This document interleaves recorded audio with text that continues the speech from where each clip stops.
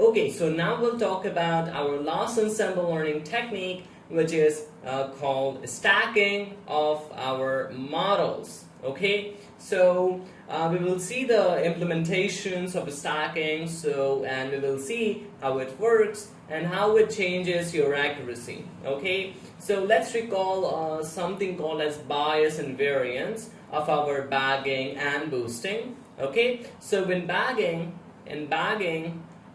we have high variance and a low bias trade-off. Okay, and in boosting you have high bias and low variance trade-off.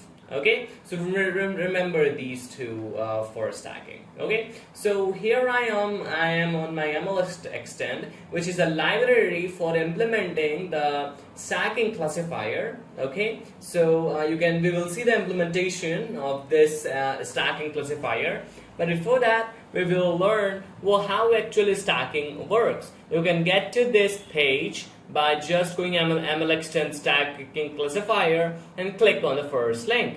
Okay, so let's start. So here is our data set. So let me take out my favorite ink to go. I hope that you remember my favorite ink to go. Sometimes I roast it also, but here it is very good just for annotating these kind of things. Okay, so here let me take the pen. As of now, let's take red, which I like a lot. Let's take a medium. Okay, great. So here is in bagging, what we were doing. We have a large training data.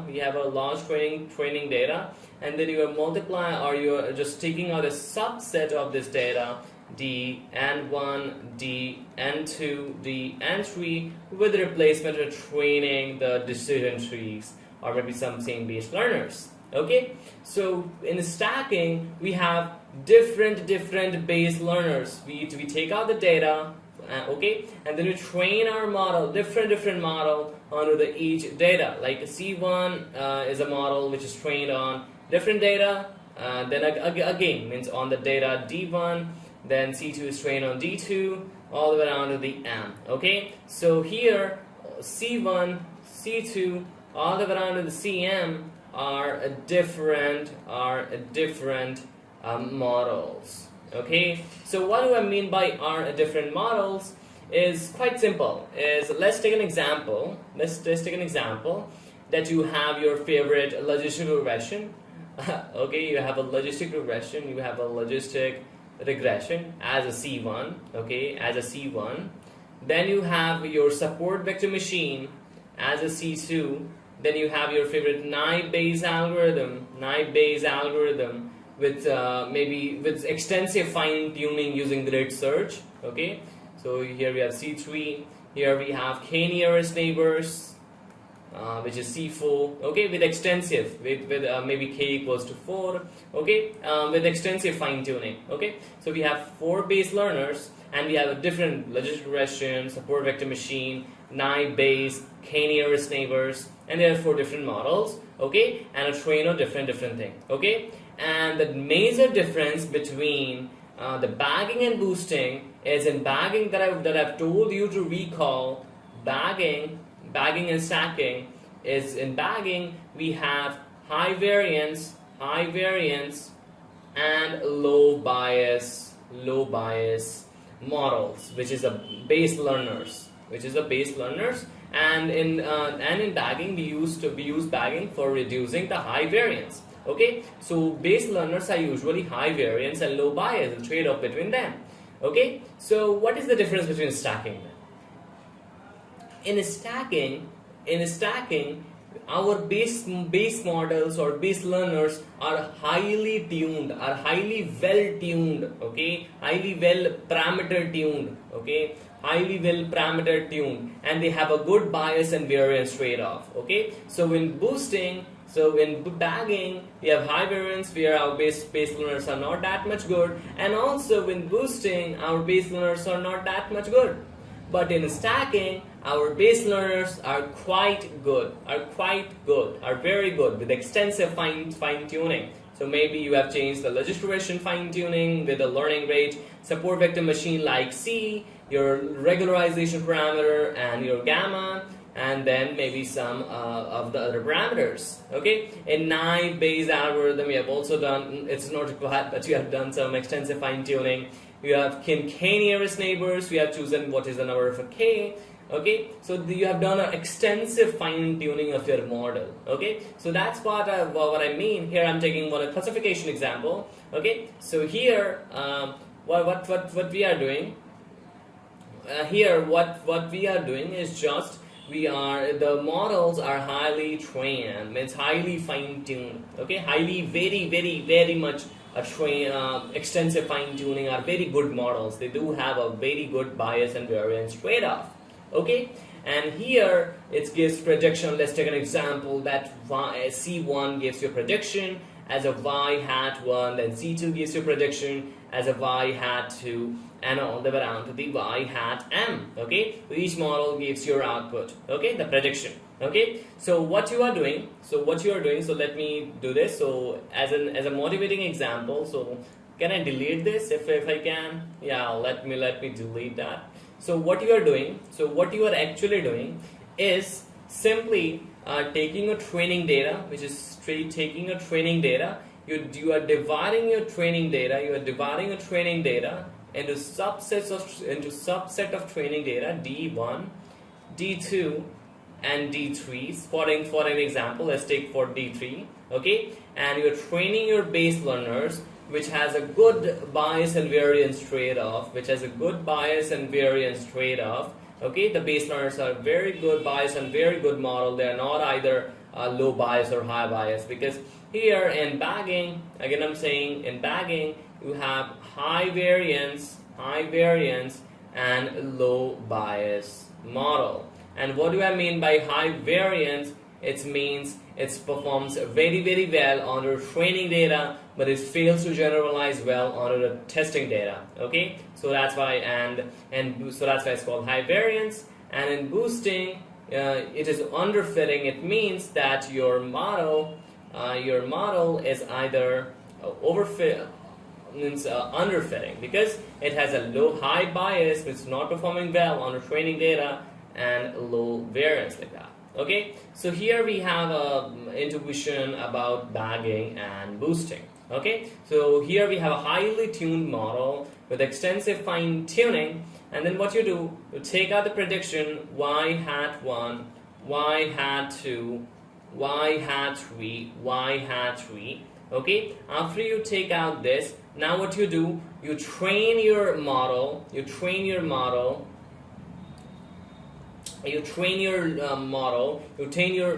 classifier,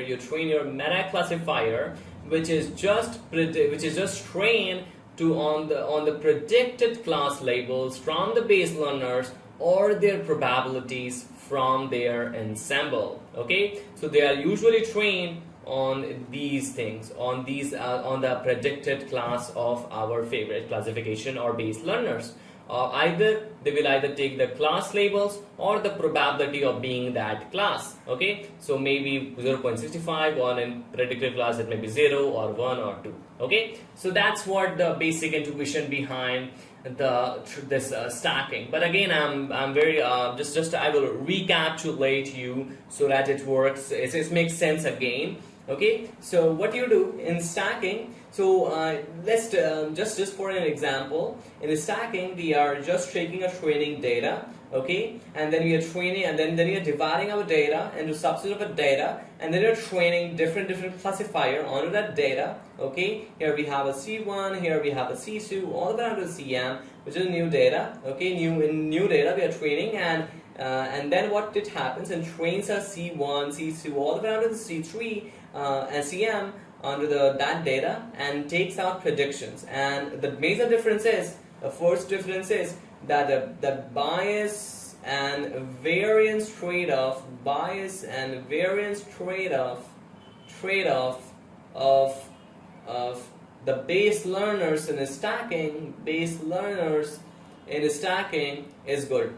In stacking is good. Okay, is good. Whereas in bagging we have high variance and low bias. Okay, and in what happened? And in boosting, we have high bias and low variance. High bias and low variance. What happened? High bias and low variance. Low variance. Okay, so that's the major difference.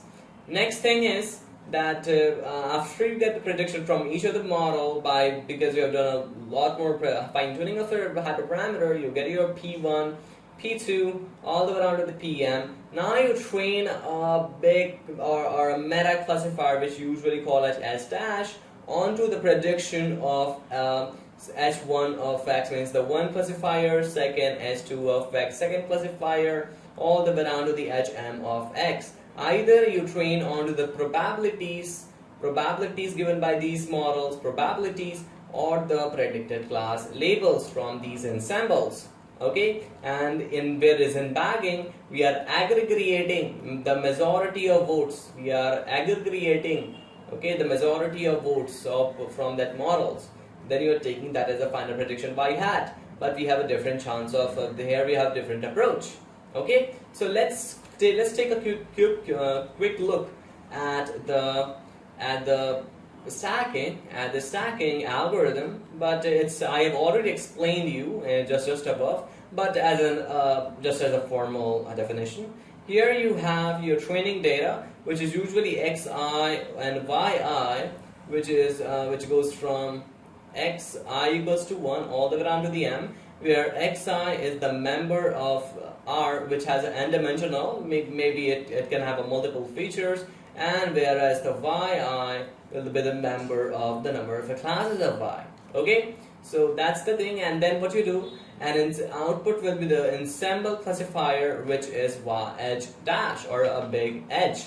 Okay, first what you do, learn first level classifiers, means you learn T classifiers. Maybe it can be logistic regression, naive Bayes, it can be k-nearest neighbors, and one all the way down to the T, and T here is the number of Bayes models, okay, based on the distribution data D. Now you construct new data set, going from I equals to 1 all the way down to the M, and then that contains xi hat prime yi, where xi is simply the prediction from each model, from each Bayes learner's model, okay, from each models. Now what you do, you train your second level classifier. First you train your first level, now you train your second level classifier, and here it simply trains to make a hypothesis of train onto these models. And these this meta classifier can be anything. This meta classifier can be logistic regression, can be naive Bayes, can be k-nearest neighbors, can be support vector machine, any one model. And we are not aggregating, we are not taking mean, we are not taking anything, we are just training a second level classifier that is just trained on output from the Bayes learners, and Bayes learners have a good bias and variance trade-off. Okay, so that's the stacking, and I hope that you understood about the stacking. Now I will just take a look at the formal, I would say the implementation of stacking. Okay, so you can see over here, the paper, which is in some of the research papers they usually call as a stacked generalization. You can in some research paper we call that. Okay, so let's make a simple stack classification. First, what you have done over here, we have simply loaded the data set from the sklearn data set, which is the iris data set, and iris data set is not too much hard. We have we have a sepal length, petal width, and petal length. Okay, so we have 4 features, and basis on that we have to predict what is the species of that flower, which is either can be setosa, versicolor, or virginica. Okay, so that's our data set. Now you can see first we import the model selection, which we'll see what it does. Then we import the logistic regression from linear model API and scikit-learn. Then we import KNN, which is again from neighbors API and scikit-learn. And then you import Gaussian Naive from Naive. Either not gone into too much of algorithm, because learning algorithm can, just you can see the Wikipedia, you are now capable of learning any algorithm. Okay, now you just import the random forest classifier from Ensemble learning, Ensemble API of scikit-learn. Now you import from MLXtend library classifier, import a stacking classifier. Either you have to first you have to install this using pip install if you have a Python MLXtend, but then you can do this kind of thing. Okay, so where is my, let me delete this. Okay, after that what we have to do, we have to simply import the numpy as np, is alias, and import warnings. Okay, now you're going to ignore the warnings given by the models. Now your first model is CLF1, which is k neighbors, which with the neighbors of 1. If it is bagging, if it was bagging, then we have to, if it is random forest, we have taken only decision tree, but we are taking different models, and that's what makes it perfect. Okay, random classifier, Gaussian Naive, logistic regression. Okay, now what we have done, we instantiated our object, everything. Now we instantiate our stacking classifier, which is the number of a classifier will be CLF1, which is CLF k neighbors, random forest, which is the CLF2, and these three these three are CLF2, CLF3 are the base learners. It will give output like this. Okay, now what you will do, you want a meta classifier, which will be the logistic regression, as I've told, you can take logistic regression as a meta classifier. Okay, now you perform a threefold cross validation. Now you perform threefold cross validation.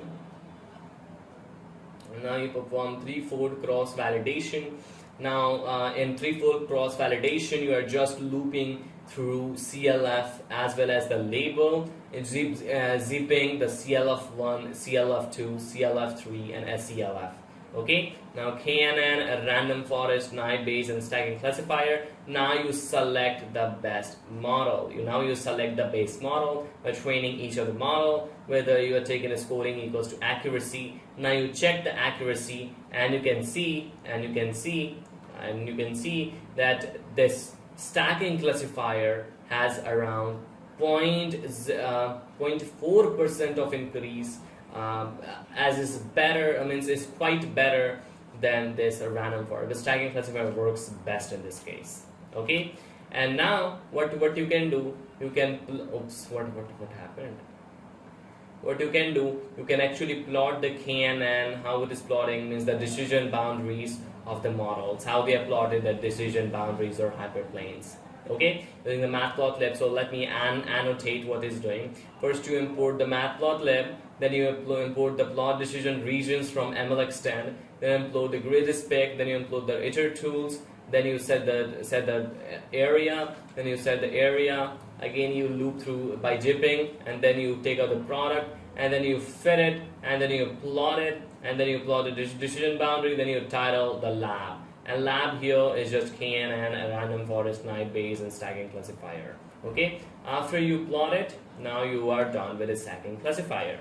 Okay, now as I've already stated you, either for training the meta classifier, you can use either this that I could say that maybe the prediction from the base learners. So you can either take prediction class or the probabilities as the meta features. Okay, so you can say that use proba equals to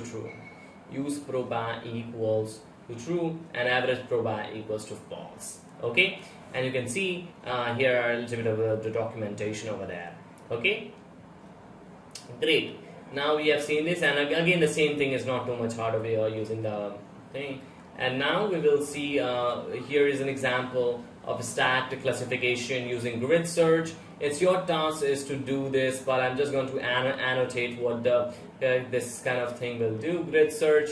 So here you are just first of all now you will have a good bias and variance trade-off. So you are going to check between 1 to 5. You are going to check and then meta classifier, and then fit the grid search. You find the best grid search. Then you plot the results. Means you take out the results. What is the best parameters and the accuracy? So after applying that, you will get a set of values which are the best. K-nearest has these best features and like that. Okay. Now you can import the same thing for doing the k-nearest neighbors and random forest classifier, and then we have one more, which is the meta classifier. Okay, now using the grid search, stacking that operate on different subset of features. You can also do that by selecting the column separator by calling the make pipeline that selects the two features. Okay, so that you can do, and you can use pre-fitted classifiers, which has already been fitted. We previously fitted our classifiers in your models. Okay, fit base estimator equals to false, means you don't want to fit your based estimators. Okay, you can also plot ROC curve using, and you can see the ROC curve like this. And this first of all, these four examples are very important. If you do, you can see the ROC curve in more detail on the internet. Okay, great. So now we have talked a lot about stacking classifier. I showed you the implementation of stacking classifier. Here's a very interesting and a brilliant diagram on stacking, or algorithm given on stacking. This is a good example on stacking that I want to give it to you. Okay, thanks to the author who has given to you. Full credit goes to them. Okay, I'm annotating. Okay, so now we are done with ensemble learning. So let's recapitulate what we have seen so far. We have completed. Let me write a good accomplishment. Completed ensemble learning. So what we have seen bagging. So in bagging, the basic intuition is we have a data, we take out different data, we train a different model, and then we aggregate the majority of votes from each of the model. Then in bagging, we have learned about one of the algorithm, which is a random forest that just uses base learners with row sampling, with feature sampling. Okay, feature bagging. And then we take out the boosting. Then we learned about the boosting. Where in boosting we learned about the technique. Okay, and then we kind of converting the weak learners to the strong learners. Then we talk about gradient boosting, decision trees. Then we have talked about adaptive boosting, which is adapt boost, which is just with exponential as a loss. And then we talked about XG boost. Okay, now we in this subsection we have talked about stacking. We have talked about stacking, where we have seen a lot of examples using grid search, etc., using that. Okay, so now I hope that you understood everything about ensemble learning. Okay, so if you're watching till now, I am saying that you know that you do everything about supervised learning that you need to crack any kind of interview. Okay, so just pat your back and be sure to subscribe my YouTube channel. It just gives you a great motivation, as the new deep learning course is coming soon. So you can pre-register there for free. You can pre-register there, or if you want, you can go to antern.co for detailed CSO. There is CSO 1 course which is on again machine learning, but it's not that different, but it helps you to make a resume based projects. It helps you to make the everything, means a paper in LaTeX. You will get live doubt supports, etc., just as a step 2, so that just as you can go to CSO 1, see the benefits, what are the course details, etc., and the launch video, which has already been launched. Okay, so I think that you can also apply for a scholarship if you're a college student, but it's totally fine for but the course price is like this. Okay, but it's totally based upon you. If you want, you can definitely consider it. Just supports to make free content more. Okay, so that is just to me ask a question: Is this course the same as CSO 1?